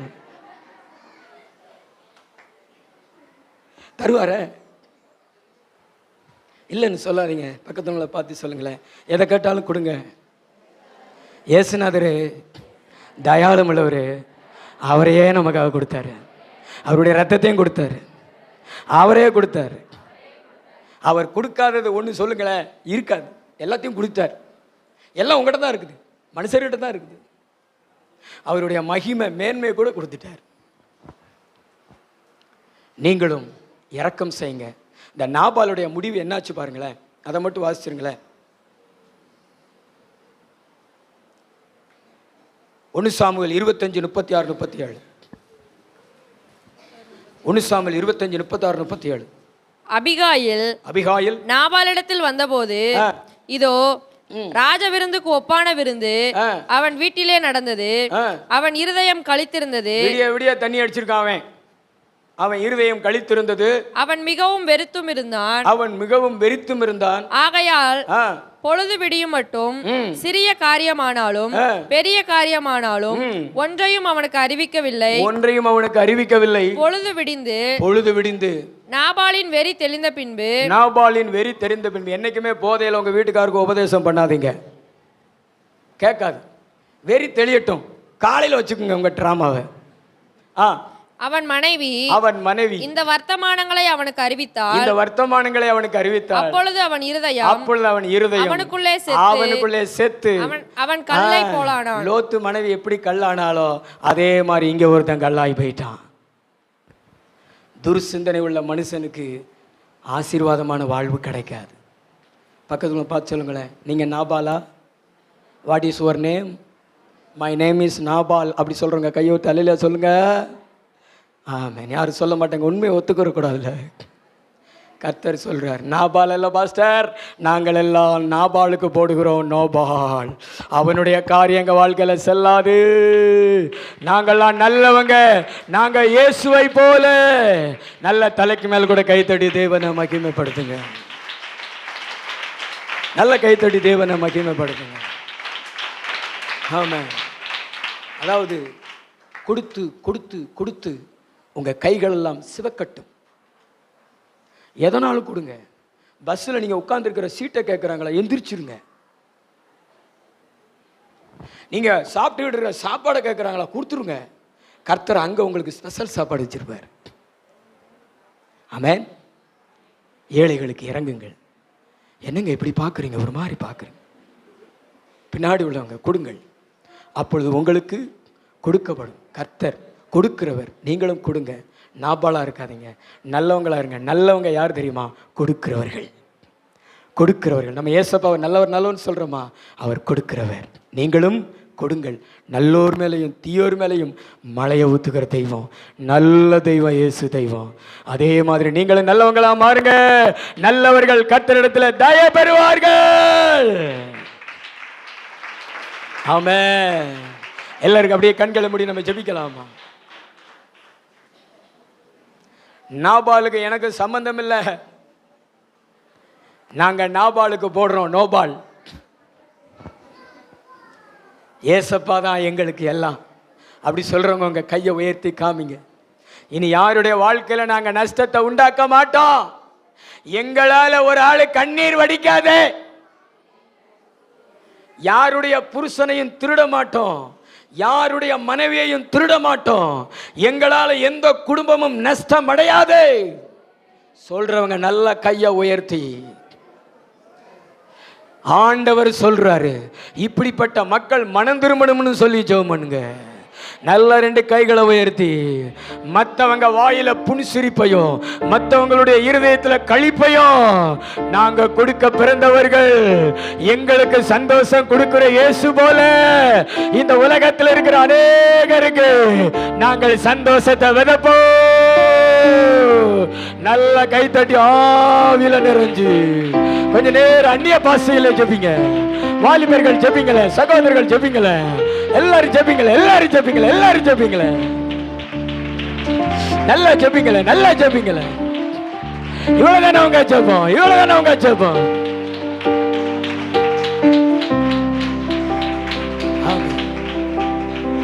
ஏசப்பாட்ட ஒரே ஒரு வார்த்தை சொல்லுங்க. வாலிபர்கள் சொல்லுங்க, உங்களை மாதிரி எங்களை நல்லவங்களாக்குங்கப்பா. வாலிப பிள்ளைகள் சொல்லுங்க, உங்களை மாதிரி எங்களை நல்லவங்களாக்குங்கப்பா. நன்றி ஏசப்பா, நீர் கொடுத்த வார்த்தைக்காய் நன்றி. வந்த மக்கள் எல்லாரும் ஆசீர்வதிங்க. இரத்த கொட்டைகளை மறைங்கப்பா, சாட்சியா நிறுத்துங்க. மாலை ஜெபத்தை பொறுப்படுத்திக் கொள்ளுங்க. இந்த வாரம் முழுதும் கூட இருங்க. உங்களுடைய பிள்ளைகளுக்கு உங்களுடைய தயை பெருகுவதாக, நல்லவர்களாய் மாறுவார்களாக. கன மகிமை நமக்கு செலுத்துகிறோம். இயேசு கிறிஸ்துவின் மூலம் ஜெபிக்கிற நல்ல பிதாவே.